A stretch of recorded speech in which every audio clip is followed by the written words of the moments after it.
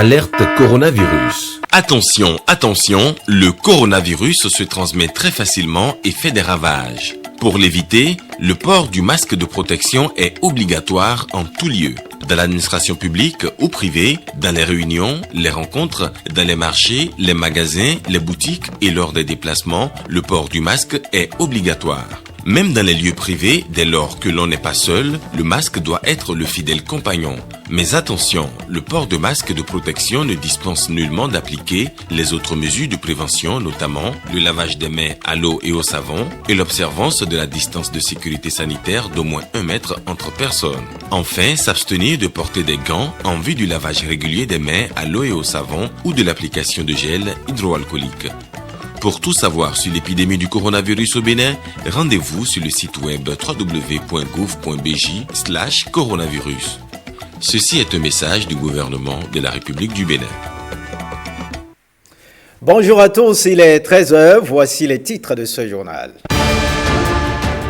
L'examen du certificat d'études primaires se poursuit au Bénin. Plus de 2000 candidats planchent. Le lancement officiel a eu lieu dans la commune de Banté.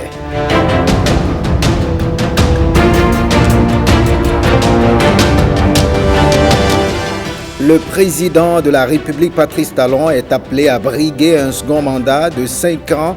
C'est un appel du mouvement politique dénommé Ligue nationale. La déclaration a été faite le week-end dernier à Parakou, à suivre dans cette édition. Et puis en Ouganda, on crée la montée de la courbe de contamination du coronavirus. La construction d'un hôpital capable de traiter 1200 patients est prévue. On en parle dans cette édition.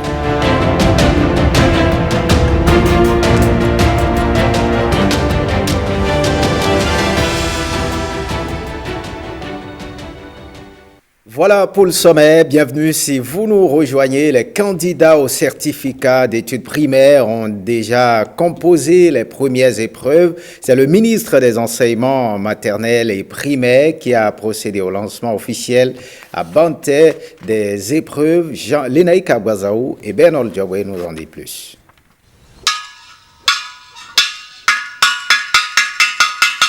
Ici, c'est la cloche qui résonne. Contrairement à la sirène qui retentit en milieu scolaire urbain. Nous sommes au complexe scolaire de Agua à Banté, dans le département des Collines. Ce geste symbolise le lancement officiel de l'examen du certificat d'études primaires, session de juillet 2020. Un examen qui se déroule dans un contexte de pandémie. Et vous avez constaté que lorsque le gouvernement du Bénin a fait l'option de sauver l'année scolaire, de ne pas déclarer l'année scolaire une année blanche. Et le gouvernement a fixé la reprise des cours au 11 mai et en même temps fixé les dates des différents examens. Nous sommes ici aujourd'hui par rapport au premier examen national. Donc vous avez vu tout ce qui est mis en place comme disposition pour pouvoir préserver la santé à la fois des apprenants et également de tous ces enseignants-là qui sont conviés à la tâche. Vous avez vu en dehors du dispositif de lavage de mains à l'eau et au savon, que nous avions déjà mis en place depuis tout au moins le 11 mai. Alors le gouvernement a encore fait l'option de faire utiliser du gel hydroalcoolique pour éviter les pertes de temps. La mesure tout au moins de distanciation a été respectée parce que nous avons prévu, n'est-ce pas, que les enfants soient installés en diagonale, tout au moins à 1 mètre. Donc j'estime que toutes ces mesures-là, n'est-ce pas, contribuent déjà à ce que les enfants soient en sécurité et qu'ils passent leur examen dans de bonnes conditions.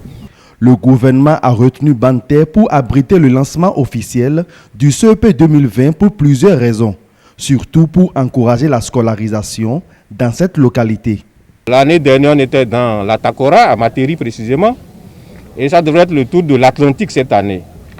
Mais lorsque nous avons interrogé les chiffres, nous avons vu que dans les collines, notamment dans l'arrondissement d'Agua, dans la commune de Banté, le taux de scolarisation est encore faible, très faible. Deuxième chose, le taux de réussite également à l'examen de CEP reste encore faible. Alors nous avons dit qu'il faut venir réunir le monde et donner priorité à cette localité-là pour que les populations, n'est-ce pas, continuent de croire à l'école, continuent de considérer que l'école est une nécessité, c'est un droit pour les enfants et que les gens continuent d'envoyer suffisamment les enfants à l'école. Une fois que les enfants sont à l'école, que l'on comprenne également qu'on doit pouvoir les accompagner pour que le taux de réussite soit vraiment très très élevé. À l'endroit des écoliers et parents, Le ministre des Enseignements maternels et primaires lance ce message réconfortant. Nous sommes sûrs que les résultats cette année ne seront pas mauvais, ils seront de très bons résultats et nous estimons que tous nos enfants auront le mérite d'avoir le diplôme. Plusieurs autres écoles du même département ont reçu la visite du ministre et de la forte délégation qui l'accompagne. Au total, 206 313 candidats, dont 96 614 filles, vont à l'assaut de ce parchemin qui ouvre les portes du collège. Et sur ce même registre de l'éducation à Abomey-Calavi, les épreuves du CEP ont été lancées dans l'un des centres de composition de Zinvier. Une équipe de la rédaction est allée faire le constat et a parcouru quelques autres centres de composition de la commune d'Abomey-Calavi. Marcel Arrossi pour plus de détails. J'ai été très satisfait de constater que les différents acteurs ont joué leur partition pour que ces examens se déroulent dans les conditions normales, en tenant compte de cette atmosphère particulière de Covid-19. Angelo Awandjinou venait de lancer les compositions ici au collège d'enseignement général de Zinvier qui remplace le centre habituel en vue de respecter la distanciation sociale en plus des autres recommandations. Le premier responsable de l'arrondissement n'a pu s'empêcher d'exprimer sa joie. Il est honoré par le choix du maire. Les populations de Zinvier réitèrent à la délégation du maire sa satisfaction morale que le maire commençait ses premières actions à partir donc de Zinvier. Ce n'était que le début d'une tournée. Le maire veut s'assurer du bon démarrage de l'examen partout sur son territoire. Une dizaine de centres de composition sont parcourus avec satisfaction de l'autorité municipale. Les enfants sont bien installés. Nous avons fait pratiquement le tour de toutes les salles pour voir si la distanciation sociale est respectée. En premier lieu, nous avons vu le dispositif de lavage de mains. Nous-mêmes, nous avons sacrifié à cette tradition. Les enfants sont à l'aise et nous leur avons prodigué les conseils qu'il faut parce que notre souci, c'est de voir tous ces élèves réussir malgré les conditions difficiles dans lesquelles ces examens se déroulent. Mais des défis restent à relever quant au respect strict des gestes barrières, comme prescrit. Si en présence des surveillants en salle, les candidats sont obligés de suivre les prescriptions, dans la cour de récréation, sans surveillant, c'est vite oublié. Aujourd'hui, quand je suis venu, je me suis lavé les mains, on est rentré en salle, on a composé la lecture et on est parti à la récréation. Il reste qu'on va continuer. À l'étape d'Oflacomé, à Godomé, un cas d'abandon est signalé. Pour des raisons de santé, la jeune candidate déjà admise à l'hôpital pourrait être appelée à passer la session de remplacement dans quelques jours. D'autres dispositions sont prises pour garantir de meilleures conditions à tout le reste pendant cette saison de pluie. Avant-hier, nous avons veillé avec les sapeurs-pompiers pour faire sortir l'eau des centres inondés. Et je rends grâce. Jusqu'à présent, il n'a pas encore eu plu et nous souhaiterions qu'il n'ait pas plu. Et c'est ainsi parti pour une bonne période de veille, les prochaines semaines étant réservées à d'autres examens. Eh bien, dans le contexte actuel de la pandémie du coronavirus, c'est dans le respect des gestes barrières que les premières épreuves du CEP 2020 ont été lancées dans les centres de composition de Louémé et du Plateau. Brice Hongbo et Guillaume Avienou. Centre de composition du CEP, le certificat d'études primaires 2020 du complexe scolaire de Baningbe-Nago dans la commune d'Ifany. Le centre, l'un des 40 du plateau, accueille 365 candidats des deux sexes sur les 10 809 inscrits pour l'examen dans la région. Les compositions se déroulent en pleine saison pluvieuse et dans le contexte de la pandémie de la Covid-19. Le gouvernement a envoyé des gels de main. Il a envoyé également, on nous a aidé à avoir des masques. Nous en avons même en réserve. Donc si éventuellement un enfant avait oublié son cache-nez, on pouvait lui en fournir. Il n'est pas question que les enfants sortent des classes pour aller chercher des cache-nez. Les enfants sont un par table et disposés en zigzag pour avoir au moins 1 mètre pour respecter la distanciation. Je demanderais aux acteurs, c'est-à-dire le chef centre, les surveillants et autres, vraiment de veiller à ce que ces gestes-là soient respectés par les enfants pendant les 2 ou 3 jours et qu'ils auront à passer ensemble avec eux pour garantir une bonne composition aux enfants.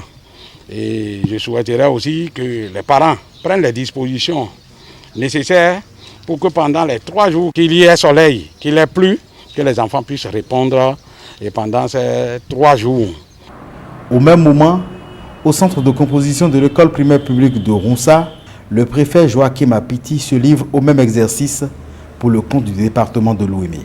Nous espérons que les enfants vont composer dans les bonnes conditions, puisque toutes les dispositions sanitaires et sécuritaires sont prises pour leur préserver la santé en ce temps de Covid et pour qu'ils travaillent dans de bonnes conditions, afin que notre département soit inscrit au premier rang pour cette année. Que nos candidats se concentrent sur les copies, qu'ils lisent correctement les différentes épreuves, dans la mesure où c'est ce qu'ils ont appris au cours de l'année qu'on aura à leur donner.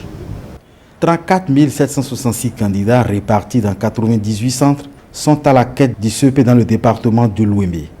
L'examen est considéré comme la porte d'entrée dans les lycées et collèges du pays. On prend la direction de Septentrion à Parakou. Le maire et ses adjoints sont allés doper le moral des candidats qui planchent dans la cité des Koborou. Ils se sont rendus à l'école urbaine centre de Parakou qui a servi de cadre pour le lancement des épreuves Alexis Assoba et Dorcas Tito. Ils ont répondu présents à la convocation à eux notifiée dans le cadre des épreuves écrites pour l'obtention de leur premier diplôme académique.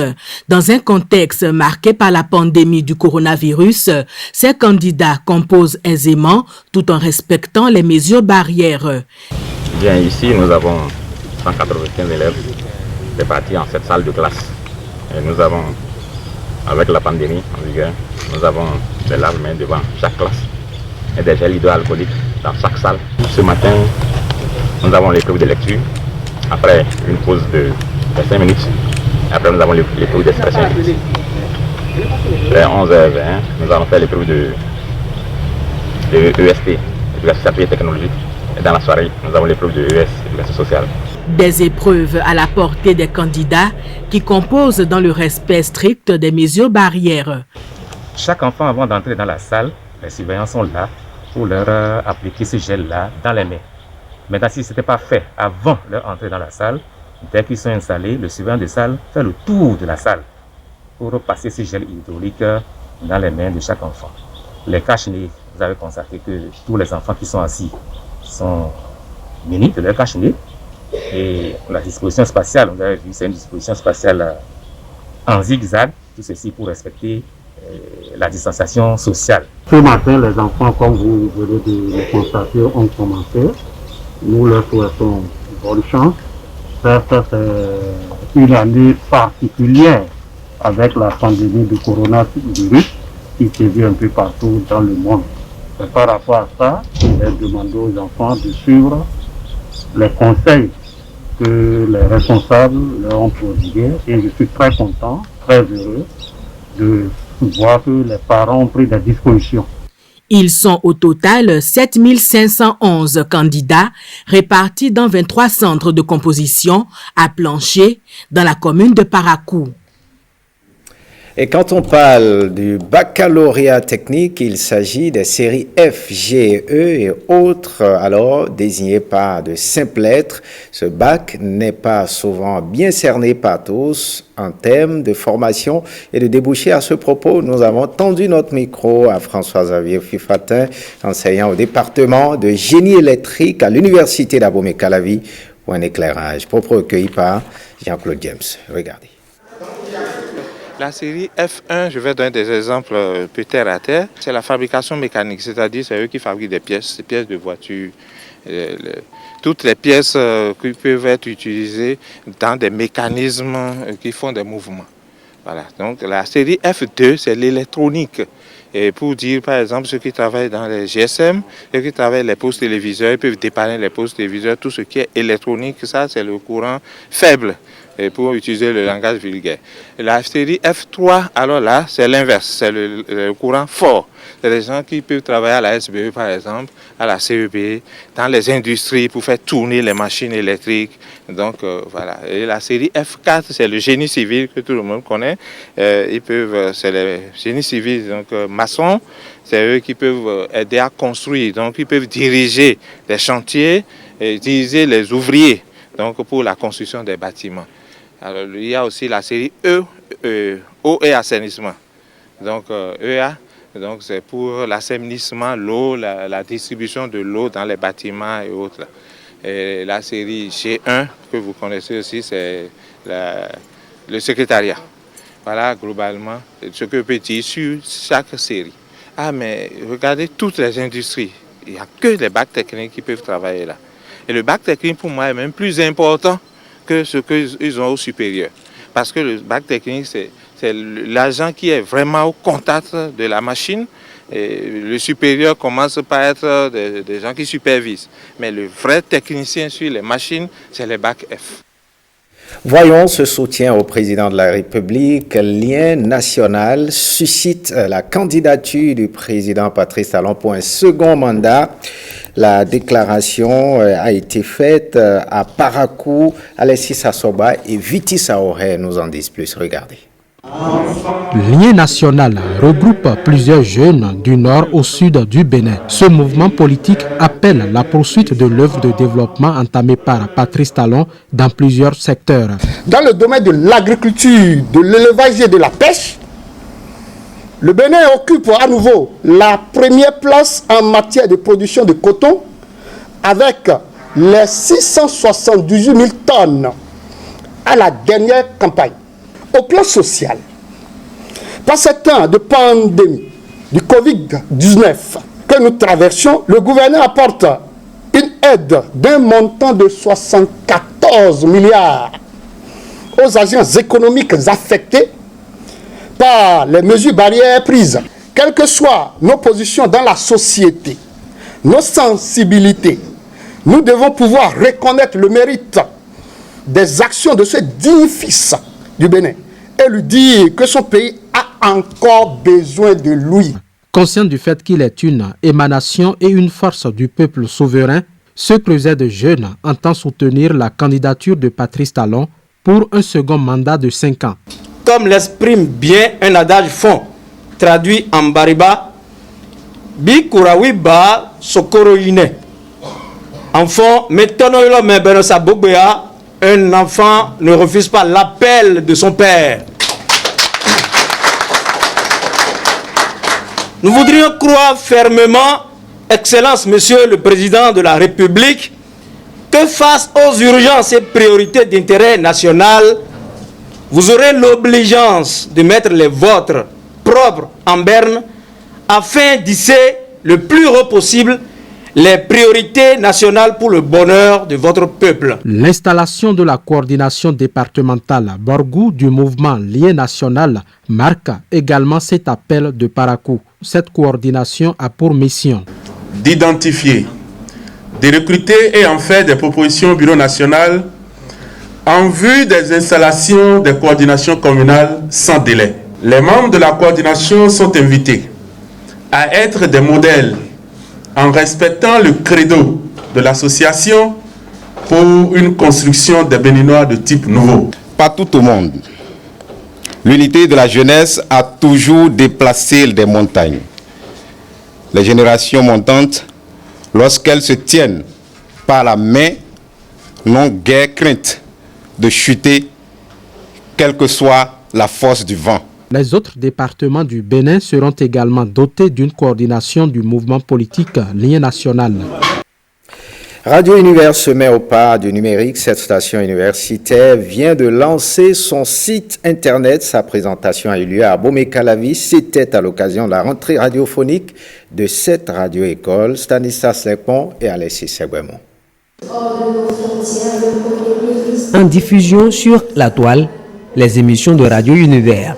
La 108.0 FM s'adapte à l'évolution de la technologie et va au-delà de ses limites traditionnelles après 30 ans de vie pour accroître son audience grâce à son site internet nouvellement créé. Nous avons rêvé d'une radio 3.0. Nous avons balisé le chemin pour une radio moderne et plus connectée. Nous avons opté pour une formation de qualité meilleure. Ici, les nouveaux stagiaires de cette radio-école. Depuis le 17 février 2020, 136 aspirants au métier de journalisme suivent une formation selon leur option dans cet organe de presse universitaire. Aujourd'hui, ils sont présentés à toute la communauté. C'est André Beuve, l'ancien directeur du journal Le Monde, qui le disait, je le cite, « Messieurs les stagiaires, le journalisme n'est pas l'asile des cancres. Le journalisme n'est pas l'asile de ceux-là qui ont fini d'user le fond de leur culotte sur les bancs d'amphithéâtre. Le journalisme est un métier noble, un métier qui est fait pour ceux-là qui ont la tête sur les épaules. » Fin de citation. Soyez endurants. Ne baissez pas les bras. C'est vrai que la pression, elle est forte. Et c'est pour que vous vous révélez à vous-même. C'est ce que j'ai gagné à Radio Univers. Je me suis révélé à moi-même. La rentrée radiophonique effectuée ce vendredi marque le début de la diffusion de nouvelles émissions dans la grille des programmes de Radio Univers, une radio qui a vu le jour en 1990 à l'université d'Abomey-Calavi, d'où elle l'aimait encore. Allez, Vibes 3.0, c'est parti.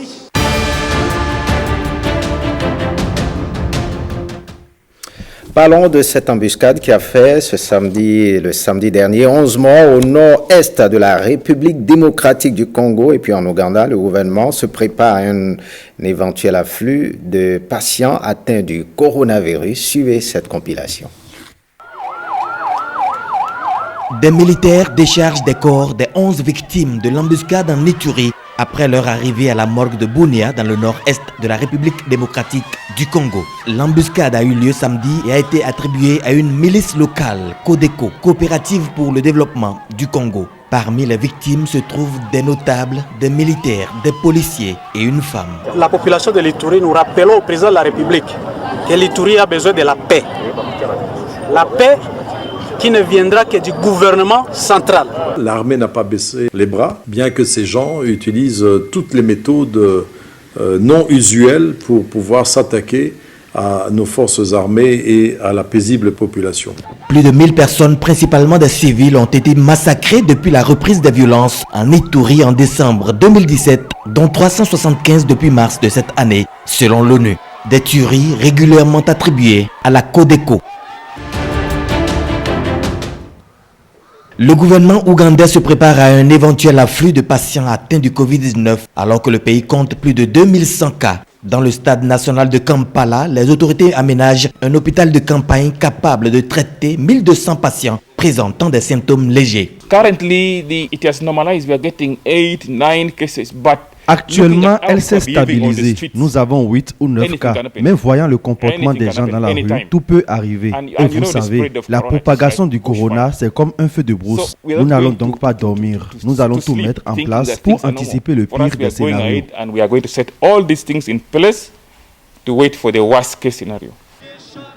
Pendant ce temps, des centaines de personnes se rassemblent place de la République à Paris pour soutenir le mouvement El Khayrak. Ils réclament un État démocratique en Algérie le 5 juillet, jour anniversaire de la proclamation de son indépendance. Le peuple considère que l'indépendance n'est pas acquise, donc ils veulent reprendre leur destin en main. Le peuple algérien veut avoir son indépendance complètement. Il veut, dans son pays, avoir un État démocratique. Et puis qu'ils partent, qu'on puisse organiser notre indépendance d'une manière pacifique et dignement. En Russie, une journaliste a été condamnée lundi à une amende de 6 160 € pour justification du terrorisme à cause d'une de ses chroniques, échappant à 6 ans de prison requis par le parquet dans cette affaire qui a indigné les défenseurs de la liberté de la presse. La justice lui reproche un article sur un attentat qui avait visé une antenne des services de sécurité FSB en 2018. Des manifestations en solitaire, seule forme de protestation tolérée en Russie, en soutien à la journaliste, ont eu lieu ce week-end et lundi à Pskov et à Moscou et donné lieu à des interpellations.